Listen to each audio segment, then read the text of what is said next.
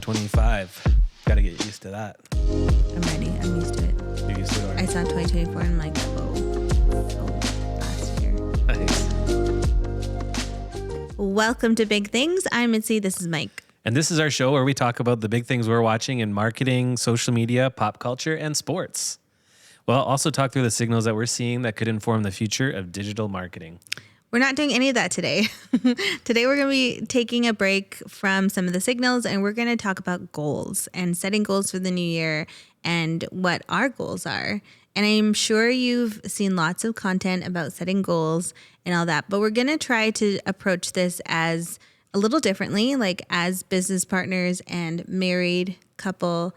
We've been doing and setting goals for ourselves and our business for a long time. So we're going to walk you through kind of the approach that we take when it comes to setting goals. Yeah, and this isn't like new year, new me kind of vibes. This is like as practical as possible, hoping that even the way that we think about this can be actionable and helpful for you as you're watching this and just getting started in the year.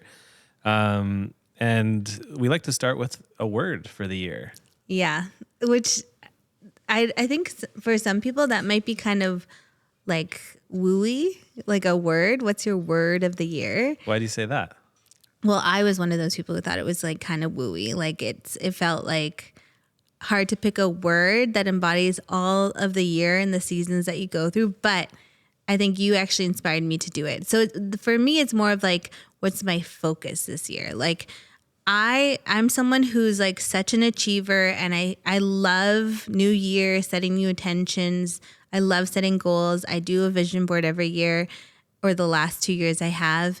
But my brain is just like so scattered. There's so much I want to do. And like you can do a lot in a year, but you also, it's like not that long. So I think setting a goal or a focus or like an intention for the year through a word has been really helpful for me. Nice. Mm-hmm. So it doesn't feel too wooey anymore? No. But for sometimes it sounds like it. I think it completely depends on the word. Like some words are just have that kind of motif. But I feel like if you make it something practical and actionable, then it, like you said, it can be really helpful. It can kind of like tie all of your different goals and initiatives and priorities together. Yeah, it helps you focus. So we're for the goals and how we approach goals, we kind of start big. Like what's our big kind of like theme for the year? Yeah. Theme is a good way to put it. Yeah. Yeah. I've heard people talk about themes, and I feel like the word I picked for this year isn't necessarily as broad as a theme, but I kind of want to go more in that direction in future years. Mm-hmm. Like, who do I want to be this year? Right.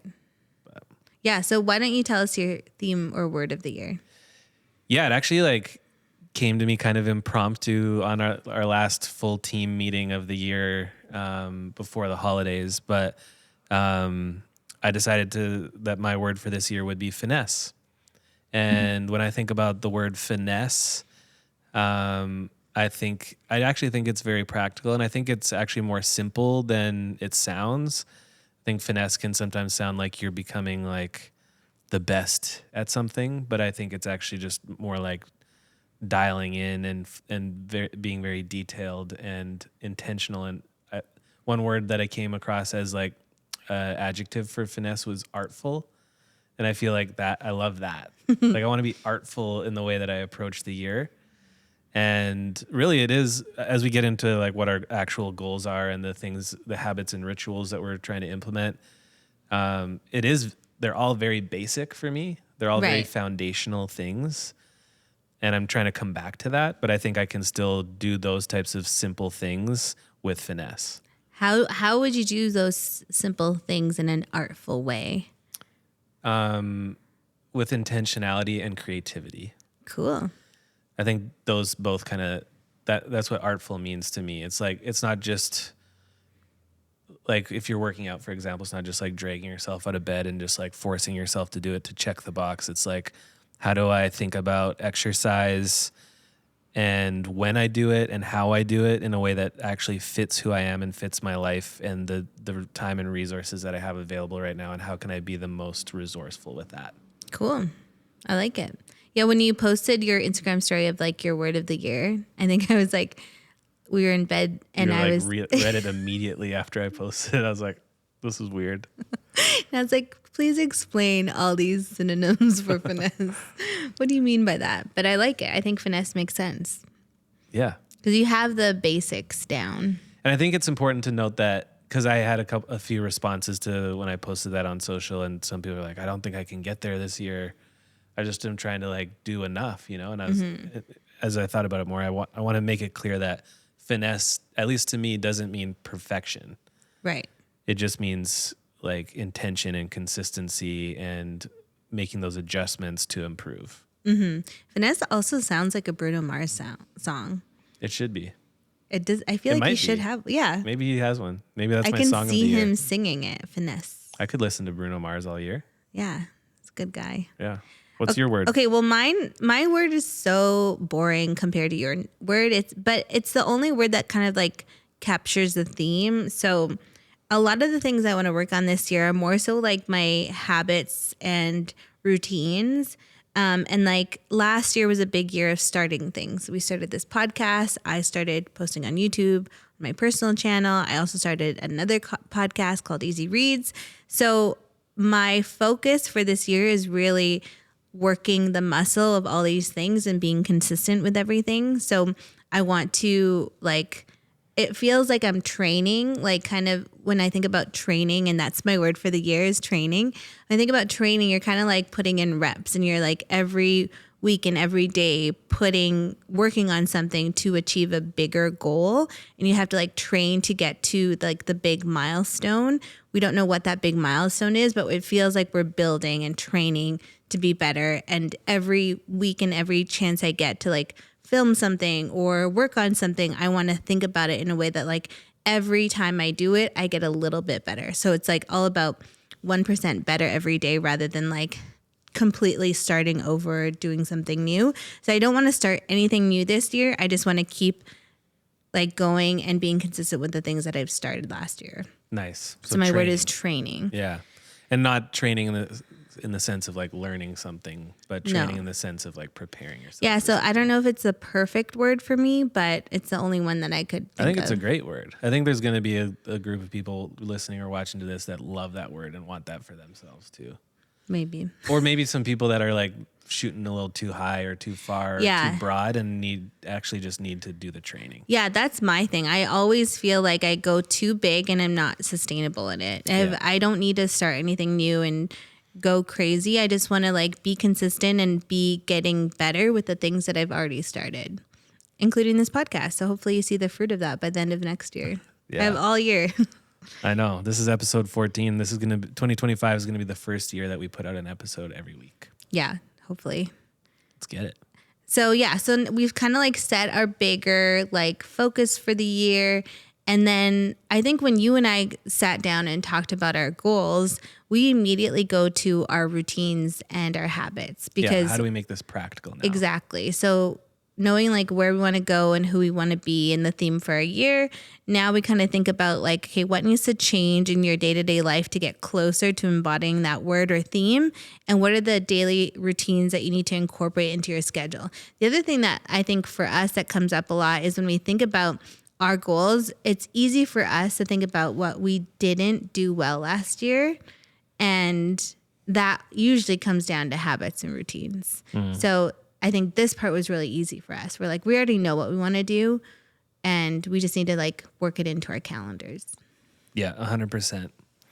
Okay, so for me, some of those things were like, I really want to fit in working out consistently. I think I finally found like a workout that I really like to do. So it's just about like engineering my calendar to make that fit for myself. And then also knowing that I want to be consistent and like show up well for the other things I started, like this podcast and my other podcasts and YouTube.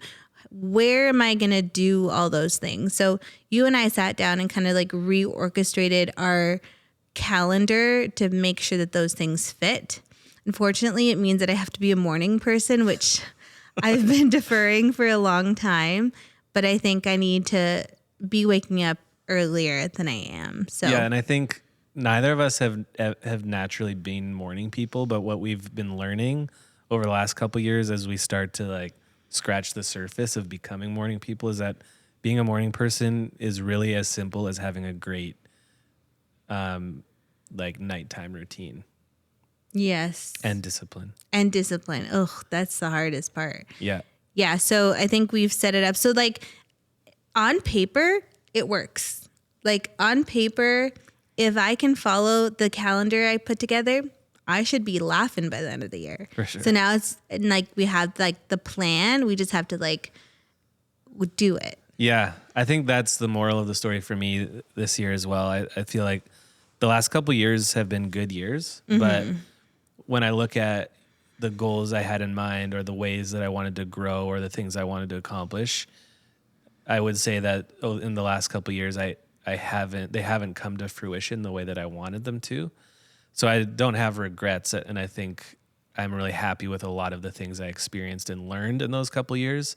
But when I ask myself, why didn't those years come to the fruition of what I anticipated or what I hoped for?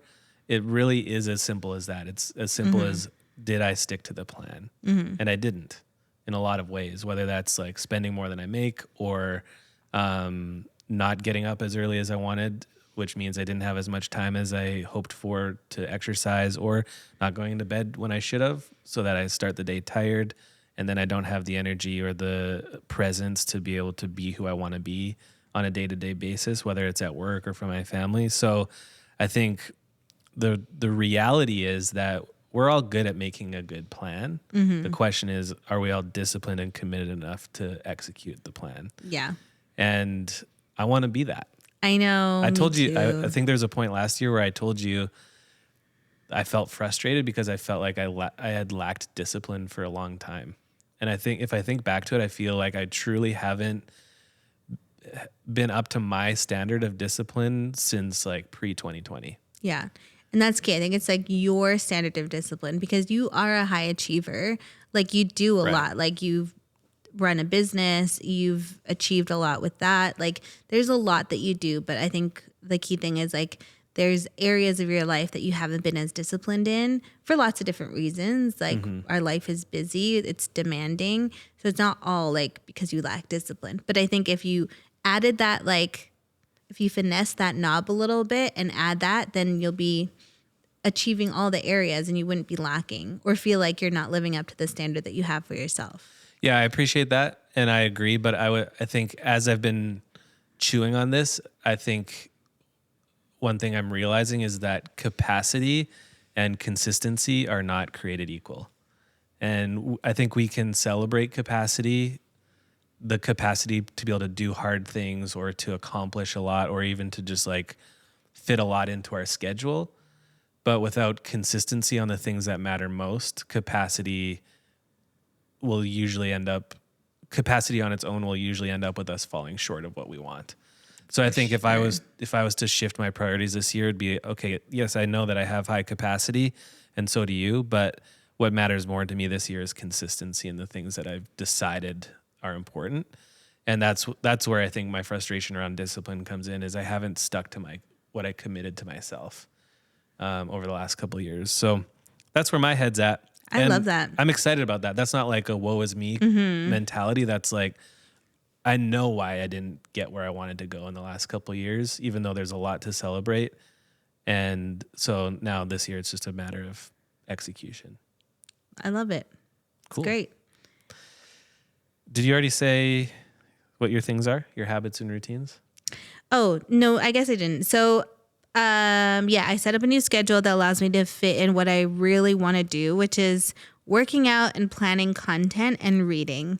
So I really need to read every day. I think, so last year I fell short on my reading goal, which was really hard for me to come to terms with, but like I still read more than I did the year before, so that's good. I think this year I've kind of shifted how I'm looking at my like reading goal. Instead of like assigning this number that I have to get to, my goal is to just enjoy reading every day. So read every day. If I'm reading every day and just like doing that instead of scrolling on my phone at night, then I should have no problem. I should feel like really happy and content with what I've read, no matter how many books it is, you know? And I feel like when you set a reading goal, you have this like pressure to like read books and achieve the books, but I have enough of that pressure in my life. Like I don't need that to be part of my hobby. So anyways, I'm going to just like make it instead of having a reading goal that I need to achieve, it's just a habit goal. Read every day.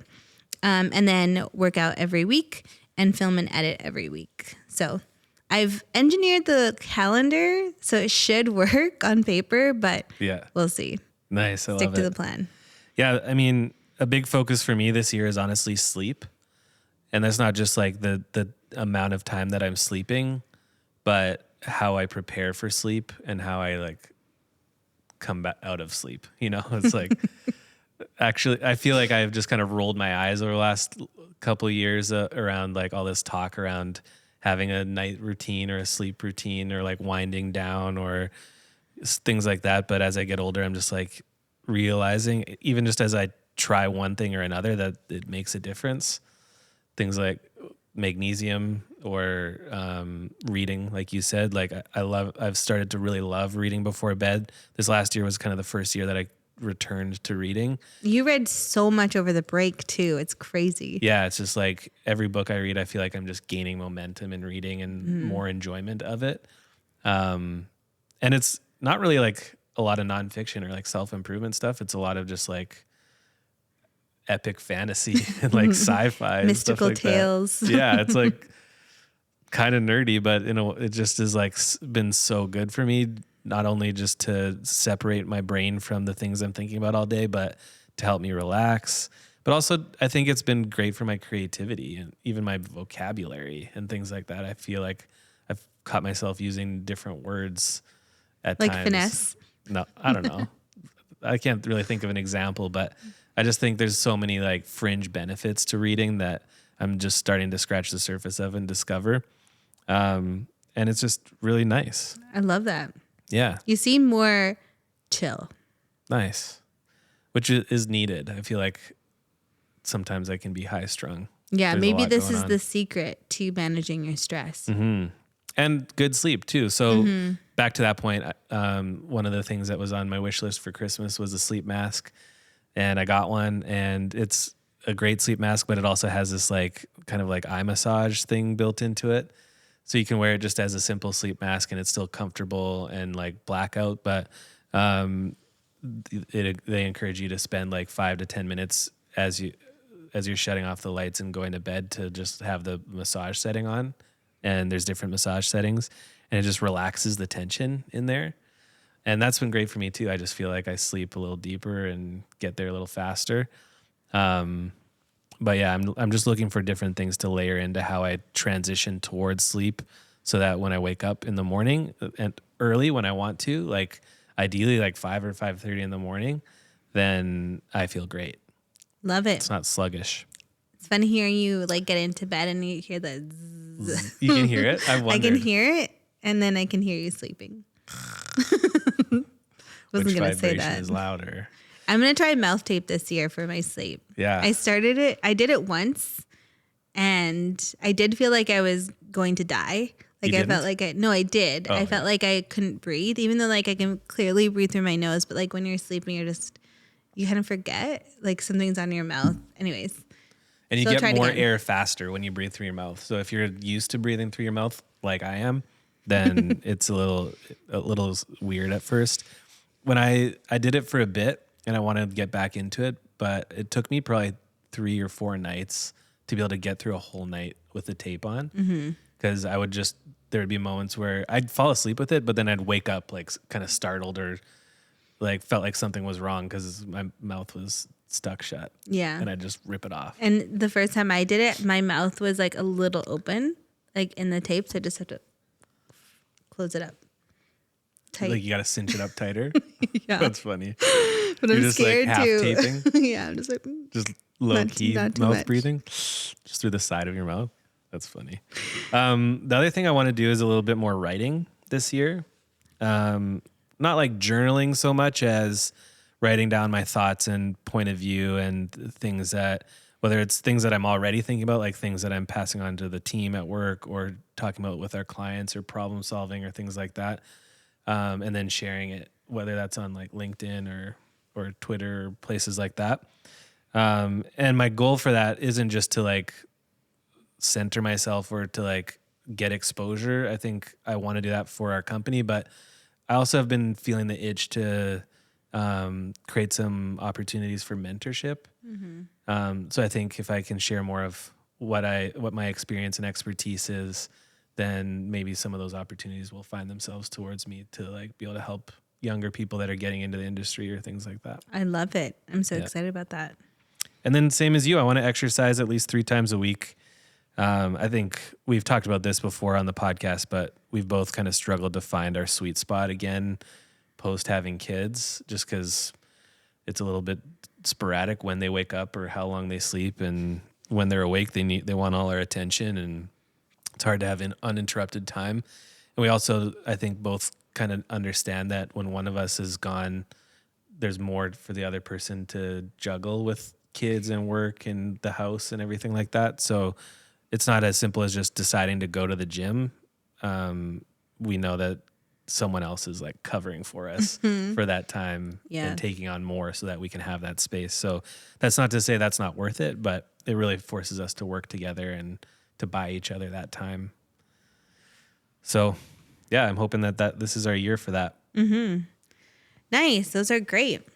So the next kind of like layer to all of this is identifying milestones. So when we think about goals, oftentimes people kind of think about this first. They're like, what's the big thing I want to do? I want to travel. I want to run. I want to, do all these big achievements. And I think when you start that way, I feel like you set yourself up for failure because you don't consider like how you need to build a sustainable habit and routine to get to those milestones. Those milestones aren't bad, but I feel like at least when I've set those milestones, it's like leads to disappointment because it's not like you can just like turn those things on overnight. So for us, or for myself, it's fun still to have those big milestones because it gives you something to be excited about.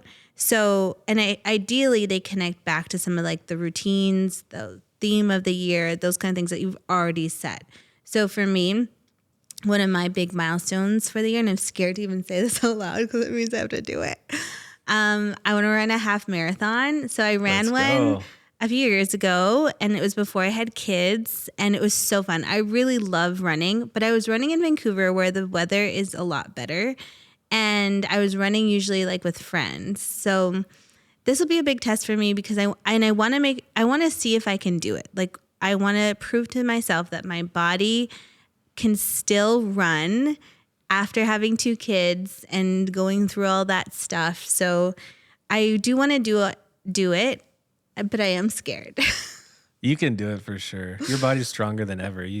Having 2 kids is like such a crazy thing. Yeah. Anyway, so that's like a big milestone for myself. And it also connects to like some of the rituals and habits that I want to set for this year, which is like working out more consistently. And that includes running. Like I really do love running as a workout. So hopefully I can do that. We also have some like savings goals and some goals for the company too, and like more milestone things that we're excited about. And if we like achieve those things, it would be really great. So yeah. I love it. I'm thinking about similar things. I think we kind of allude to what our milestones will be with the habits and routines or rituals that we talked about. And I really resonated with what you said about the reading and like having a goal, but it's not really about the goal with reading. It's more about the habit. And I totally agree. Even as I was setting a goal this year, I kind of hummed and hawed over how many books it should be and just didn't really feel like there was a perfect answer.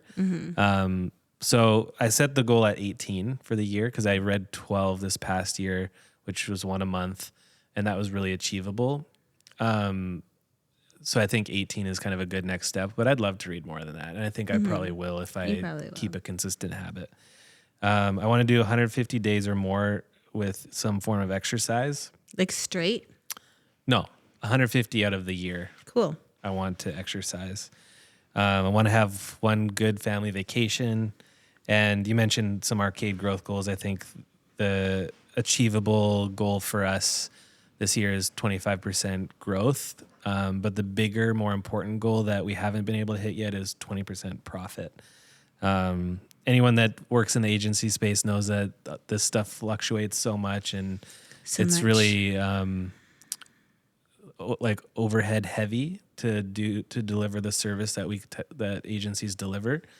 But we're taking the steps and trying new things and adjusting our process to hopefully be able to finally hit that. And adjusting our pricing, which I'm excited about. Yeah, it's both process and pricing for sure. But we're actually working with a consultant this year to help us with some of that kind of stuff. So it's like the first year we've taken like a lot of steps to get there. Yeah. So I feel good about Taking the bull by the horns. Yeah. So those are like really exciting milestones for us. Like, and when you set those, like you put those on the horizon with the like routines and habits and the theme, then it like kind of makes it all feel achievable. Yeah. And I think you were talking about that, how it actually makes it achievable and feel exciting to work towards.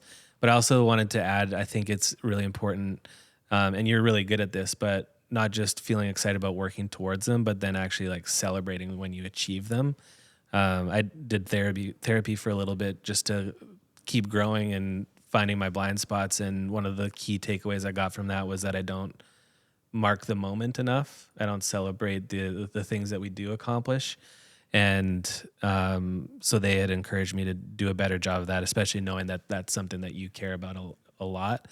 So I want to encourage anyone who's listening or watching, like as you start to set these goals for the year, make them achievable and find a way to make the process enjoyable. But then once you get there, once you hit even whether it's a small or a large milestone, make sure you take a minute to actually recognize it and tell someone about it or share a moment with someone to celebrate it. And that way it's kind of seared in your memory and you're not just derailed by the ones that you miss or the things that go wrong. For sure. Because you're giving just as much real estate or attention to the things that go right. Yeah, I completely agree with that. So one thing I did last year is I did like this kind of goal setting process. And then I also did a vision board. But then I also kept, which I looked at like all year, it was like my background on my phone, but I also kept a log of the things that I did achieve and did do. There's some things I didn't, like that's just part of life. Right. But there's things I did. And I like looked at that before doing the next or setting our goals for this year. So it's so important to like remember those, mark those, celebrate them, treat yourself, because this life can feel hard and feel heavy. For sure. And so celebrating the wins is super important. Before we move on to the next one, I do want to say that setting milestones is really exciting and attractive. And I see lots of people talking about the big things they're going to do this year. But I'm so glad that in this process, setting a theme or a word for the year has really helped give me focus to what those big milestones are. Like knowing that my word is like training and being consistent and being a bit more disciplined with the things I started, it helps set some natural boundaries to the big milestones that don't make sense for me in this year. Like, you know, big travel plans. Like, yes, of course I'd love to travel, but does that make sense for the goals that I have for me this year? It might not. You know, so like we will do a family vacation, which I'm really excited about, but we're not going to be like spending a month in Europe this year, you know, because I am really committed to the things that I started last year because I have some big goals with those things that I want to achieve for 2026. So it's kind of like thinking like a bit more broadly than just like what's fun and sexy and attractive to do this year. Yeah. And I think even when we think about a family vacation, it's less of like a matter of like experiencing luxury and it's more about still memories. Wellness. Yeah. Memories, wellness. but also wellness, like making sure that or recognizing that to be high capacity and achieve the output that we want, we also need to take breaks and give ourselves what we need. Yeah, and that's just the season we're in. Like you might be listening and be completely different season and go off, do it. Like go off. You might not have kids that leave you so tired at the end of the day that you have no energy to do anything else. So like go and do all this stuff and travel and all that good stuff. But for us in our season of life right now, it just doesn't make sense. Back to the basics. Back to the basics. Okay, the last step in this entire process is what we just said in our notes, talk about it. Yeah, because talk about it makes it real. Yes, saying it out loud makes it real. It like holds you even just accountable to yourself. So for us in this season of life that we're in, and because we're partners, like we need each other. Like you were kind of saying earlier, we need each other to achieve anything. sometimes that's like so annoying. We can't just like set a goal for ourselves. Like I can't just be like, oh, I'm going to work out 3 times a week because like I need you to help me be able to do that. You need to cover for me at home so that I can go to the gym and vice versa. So whoever your person is or a person is, I encourage you to talk to them about what you're trying to do this year, because it helps keep you accountable, but it also helps get you like some support and encouragement. I also think that it's really, if you're considering career goals and you work at a company or something, it would be really cool for you to even talk to your boss about that. Like, who do you need in your life to help get you closer to achieving these goals? You should talk to that person about it. Even if it's like, hey, like I want to be at this stage in my career by end of the year. Here's what I think I need to do to make that happen. But I need your support to also like help me make that happen too. So like talking about it is just such an important part of setting goals, especially if you've like done the work of making a plan and a routine to like get you to that. I think it'd be really great. And it likely isn't one person that you talk to about all your goals. Right. It's probably more like goal specific. So even to your point of, if you have some career goals, bringing your boss into that conversation and also like just getting alignment with them on how you get there. But if it's fitness, it could be one of your friends or a coach or a trainer. Personal goals could very well be a partner or spouse or a roommate or your dad or your mom, whatever it might be.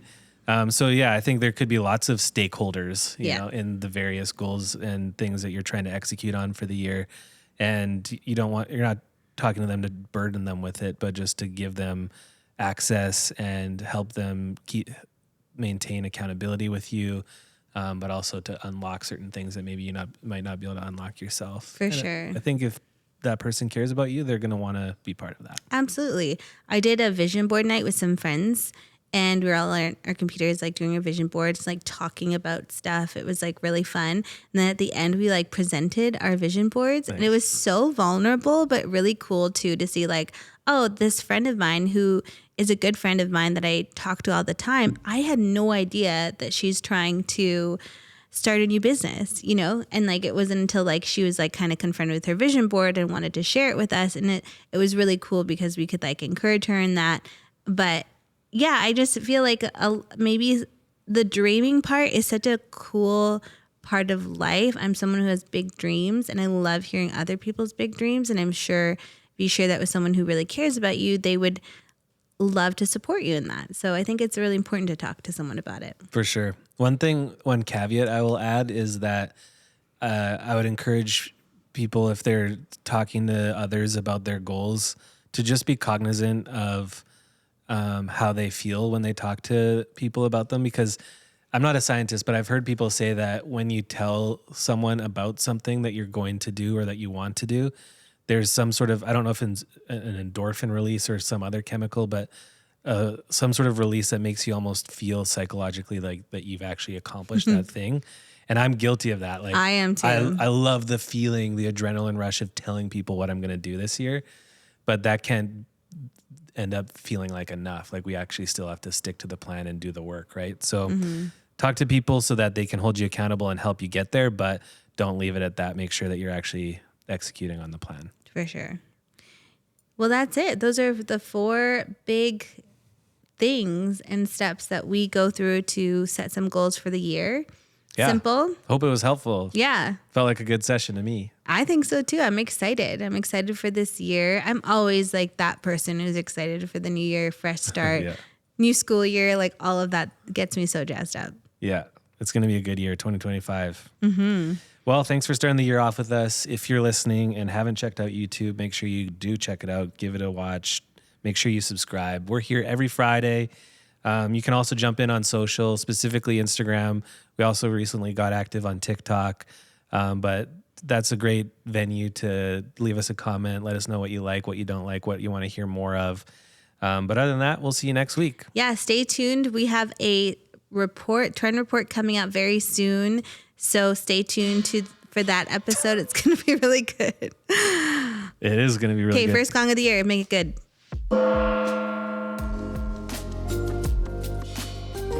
Stunning. wasn't my best gongification, but It's okay. Good to have the gong out back. of practice. Been a couple weeks. It's all good.